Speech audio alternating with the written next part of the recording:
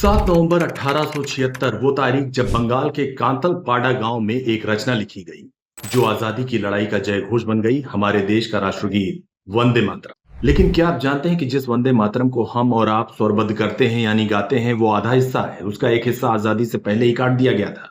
किसने चलाई थी वंदे मातरम की पंक्तियों पर कैची? हेलो दोस्तों, दिलचस्प खबरों के चैनल डबल डोज में मैं हूं आपका दोस्त रवि किशोर श्रीवास्तव।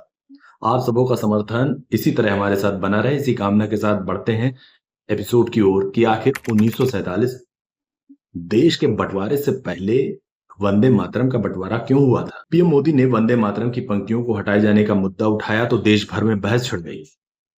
ये मोदी का कहना है कि नेहरू युग की कांग्रेस ने वंदे मातरम का एक हिस्सा धार्मिक आधार पर हटा दिया। अब आपको बताते हैं कि क्या कहता है इतिहास और कब हटाई गई थी वंदे मातरम से पंक्तियां। 1896 के दौर में गुरुदेव रविन्द्रनाथ टैगोर ने वंदे मातरम को स्वरबद्ध किया था, पहली बार गाया था, और इसके बाद से क्रांतिकारियों और हमारे स्वतंत्रता सेनानियों के लिए सूत्रवाक बन गया। 7 नवंबर को वंदे मातरम के 150 साल पूरे हो रहे हैं। हालांकि कम लोगों को पता होगा कि तमाम मुस्लिम नेताओं ने इसका यह कहकर विरोध किया था कि इस गीत में देवी का वर्णन है, मूर्ति पूजा है और हमारे धर्म में मंजूर नहीं है।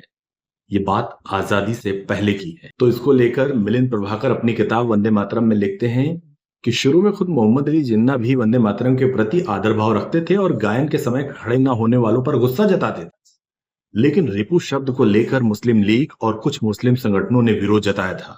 रिपु का अर्थ होता है दुश्मन। वंदे मातरम में रिपुदल वाणी पर काफी विवाद हुआ था। कई इतिहासकारों ने लिखा कि रिपु का मतलब मुसलमानों से बिल्कुल नहीं था। उस समय कवि ने अंग्रेजों के लिए रिपु शब्द का इस्तेमाल किया था। हालांकि मुसलमानों का विरोध बढ़ा तो आपत्तियों की पड़ताल के लिए कांग्रेस ने एक समिति बनाई। उस समिति में गुरुदेव रविन्द्रनाथ टैगोर, सुभाष चंद्र बोस, जवाहरलाल नेहरू, मौलाना आजाद जैसे दिग्गज शामिल थे और 1938 में हरिपुरा कांग्रेस अधिवेशन में गीत के पहले 2 चरण को स्वीकार किया गया और इन्हीं 2 पंक्तियों को समावेशी और धर्मनिरपेक्ष माना गया, जिसे आजाद भारत में राष्ट्रगीत के तौर पर अपनाया गया और हम और आप उसको गाते हैं।